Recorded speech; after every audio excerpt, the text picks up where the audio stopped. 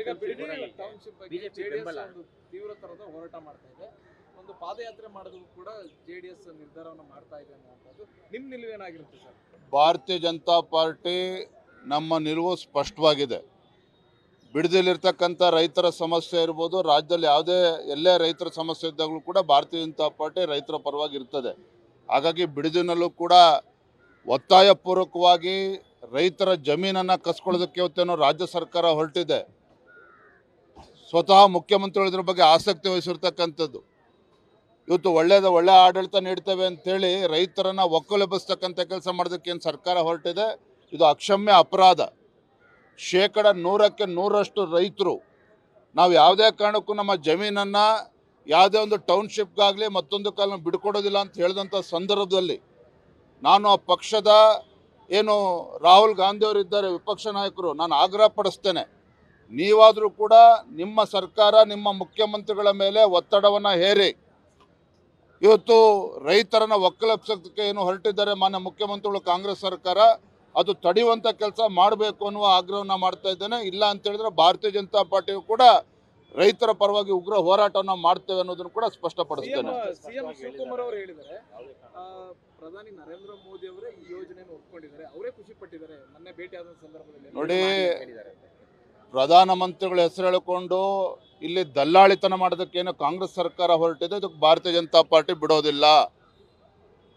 ರೈತರ ವಿಶ್ವಾಸಕ್ಕೆ ಏನು ಹೇಳ್ತದೆ, KDB ರೂಲ್ಸ್ ಏನು ಹೇಳ್ತದೆ, 70-80% ರೈತರು ಒಪ್ಪಿಗೆ ಕೊಟ್ಟ ಮೇಲೆ ಭೂ ಸ್ವಾಧೀನ ಮಾಡಬೇಕಾಗಿರ್ತಕ್ಕಂಥದ್ದು. ಇವತ್ತು ಬಿಡದಿ ವಿಚಾರದಲ್ಲಿ 100% ರೈತರು ಇದ್ರ ವಿರುದ್ಧ ಇದ್ದಾರೆ ಅನ್ನುವ ಮಾಹಿತಿ ಬರ್ತಾ ಇದ್ರು ಸಹ ಇವತ್ತು ಒತ್ತಾಯಪೂರ್ವಕವಾಗಿ ರೈತರ ಮೇಲೆ ಇವತ್ತು ಹೇರೋದಕ್ಕೇನು ಹೊರಟಿದ್ದಾರೆ, ಇದು ಖಂಡಿತ ಸರಿಯಲ್ಲ.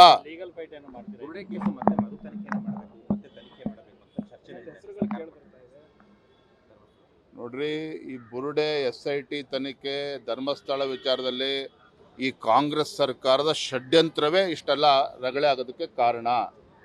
ಅಂದಿನ ಮುಖ್ಯಮಂತ್ರಿಗಳು ಸ್ವತಃ ಅವರೇ ಆಸಕ್ತಿಯನ್ನು ವಹಿಸ್ಕೊಂಡು ಹಾದಿಲಿ ಬೀದಿಲಿ ಹೋಗಿರ್ತಕ್ಕಂಥವ್ರನ್ನ ಮಾತನ್ನು ಕಟ್ಕೊಂಡು SITಗೆ ಆದೇಶ ಮಾಡಿದ್ರು ಹಿಂದಿನ ಮುಖ್ಯಮಂತ್ರಿಗಳು.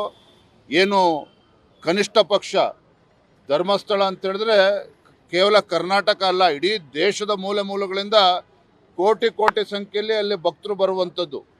ಅಂಥ ಒಂದು ಪವಿತ್ರ ಸ್ಥಳದ ಬಗ್ಗೆ SITಗೆ ಆದೇಶ ಮಾಡ್ತೇನೆ ಅಂತೇಳಿ ತೀರ್ಮಾನ ಮಾಡೋ ಮುಂಚಿತವಾಗಿ ಮುಖ್ಯಮಂತ್ರಿಗಳು ತಮ್ಮ ವಿವೇಚನೆಯನ್ನು ಬಳಸಬೇಕಾಗಿತ್ತು.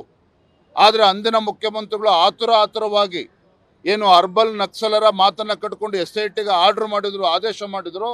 ಇವತ್ತು ಕಾಂಗ್ರೆಸ್ ಸರ್ಕಾರಕ್ಕೆ ಇವತ್ತು ಅದು ಗಂಡಾಂತರ ತಂದುಬಿಟ್ಟಿದೆ. ಯಾರ ಮಾತು ಕಳ್ಕೊಂಡು ಇವತ್ತು ಇಲ್ಲಿ ಮುಖ್ಯಮಂತ್ರಿಗಳು ಆದೇಶ ಮಾಡಿದ್ರು.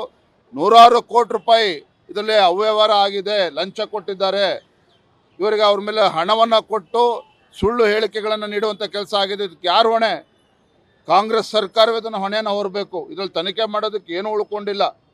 ಒಬ್ಬ ಮುಖ್ಯಮಂತ್ರಿ ಸ್ಥಾನದಲ್ಲಿರ್ತಕ್ಕಂಥವ್ರು ಧರ್ಮಸ್ಥಳದ ವಿಚಾರದಲ್ಲಿ ಏಕಾಏಕಿ SIT ಕೊಡ್ತಾರೆ ಅಂತ ಹೇಳಿದ್ರೆ ಅವರ ಆಸಕ್ತಿ ಏನಿತ್ತು ಇದರಲ್ಲಿ? ಹಾಗಾದರೆ ಇದು ಇವತ್ತು ರಾಜ್ಯದ ಜನ ಕೇಳ್ತಾ ಇರ್ತಕ್ಕಂಥ ಪ್ರಶ್ನೆ. ಯಾವುದೇ ತನಿಖೆ ಅವಶ್ಯಕತೆ ಇಲ್ಲ.